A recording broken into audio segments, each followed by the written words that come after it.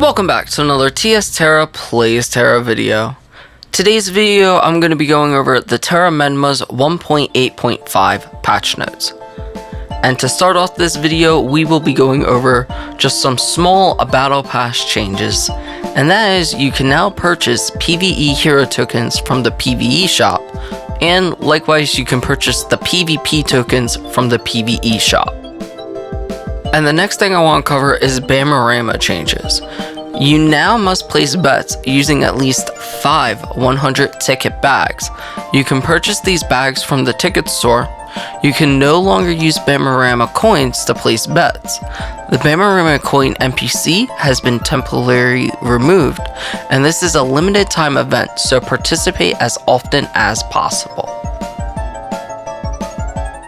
Are you a console gamer? Do you just love your controller that you just so much can't live without your joysticks, or maybe the buttons, or just the way it feels in your hand? I know I am. I know for a solid few months I was trying to get used to a good old keyboard and mouse, and I just couldn't do it. I was trying to play games like Tera, Final Fantasy 14, and it just wasn't doing it for me. But let me tell you, you can get a program called ReWASD right now that gives you full keyboard and mouse support while using your controller. Yes, this program allows you to map everything on your controller to your keyboard and mouse. So games like Dota or other games similar that have a somewhat controller support, even Tera PC has some support, but it's not very good. You'll get full support with the use of this program that you can just map it to everything, and that gives you full support. Or maybe you want to play a game like Valorant. Maybe you just love shooting games, but your inner console kid just can't get used to keyboard and mouse. Well, let me tell you, Valorant, from what I know, has no controller support yet. Within this program, you'll get 100% support because it just acts as you're using a keyboard, but your controller's telling your keyboard what to do. So look into getting ReWASD. If you want, in the description of this video, I have a basic package, or maybe you're someone who wants the full package, where you can get extra configurations, you can get full controller, advanced mapping support, or you can even get things like aim assist to help you shoot. Within that, thank you ReWASD for sponsoring this video. Let's get back to it. The next changes we'll be going over is just a small dungeon change, and that is Democron's Factory Hard had an issue with the laser mechanics safe zone would disappear earlier than intended. This has been fixed, as well as this mechanic will now spawn on the closest player to Verona instead of the farthest player. Next, let's go over some PvP changes. So to start off with, we have Civil Unrest. They've added physical and magical resistance to the guild towers. This to reduce the effectiveness of the amplification in Civil Unrest. As per the last maintenance was introduced a new entry limitation, where you must be in a guild to participate in Civil Unrest. Leaving a guild during Civil Unrest will teleport you out.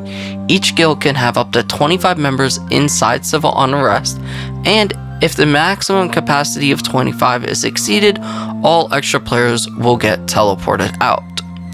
Now, they've also made a battleground schedule. This is now a schedule which battlegrounds will be active in the GMT +3. So, Shorehold's 10v10 will be active on Monday and Thursday. Crosshair Stronghold will be active on Tuesday and Saturday. Kaya's Endless Fight solo and duo will be active on Wednesday and Sunday. Kaya's Endless Fight team will be active on Fridays. Changes for Kaya's Endless Fight solo is that you can now use the same gear as Shorehold. You can no longer use consumables, and you can no longer use your brooch. Next, I'm going to go over class changes. Now, normally I wouldn't go over this. I'd say go in the patch notes. There will be a link in the description, which there will be, and you can read everything exactly. But as there was not much to these notes, I decided to go over and go through all of that stuff this time to see how it goes. So for Zerkers, the PvP and Champion Skyring, your overall damage has been reduced by 10%. For Brawler, Growing Fury Irregular Advancement, for PvE, they've reduced your overall damage from 70% down to 65%. For Gunners, your Boulder's Vengeance, you can no longer be stunned while casting this skill. For the PvP in open world, they've reduced the damage by 20%. For the command, the self-destruct, now this destroys the construct as intended. For Obliterate in PvP in open world, they've reduced the damage by 20%. For Lancers, PvP in open world, they've reduced the PvP damage taken by 10%. For Adrenaline Rush March Advancement, they've increased the damage by 5%. This now also applies only on the Lancer as described in the advancement's description. For Adrenaline Rush Steernius Advancement, this will no longer increase PvP damage by 15%, and now applies the correct buff to the party as described in the advancement's description. And for Rallying Cry, now it only applies to the 5 closest players. Ninjas, your PvE damage overall was reduced by 2.7%, but your Double Cut, Circle Seal, Leaves of Wind, 1000 Cuts, and Skyfalls in PvP has reduced mana cost of 50%. For Focus, it will no longer consume mana. Harmonious Burning Heart and Harmonious Leaves on the Wind for PvP in Battlegrounds, and Corsair Stronghold and Shorehold, the PvE damage dealt is reduced by 50%. Harmonious Fire Avalanche, they've improved the hitbox to match the visual effect.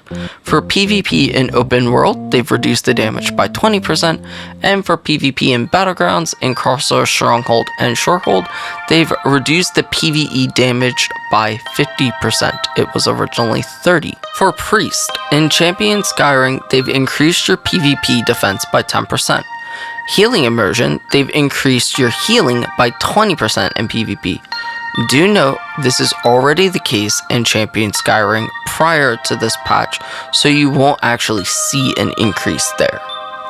Slayers, they've reduced your overall damage while affected by one with the sword by 1.5%. For PvP Champion Skyring, they've reduced your overall damage by 15%, it was originally 10. For Propulsion Passive, PvP, the Berserk will still require a critical hit to reduce the cooldown of Measure Slice. For PvP, all other skills will be reverted to on hit rather than requiring a critical hit. Sorcerers, your implosion damage has been reduced by 20% in PvP and open world.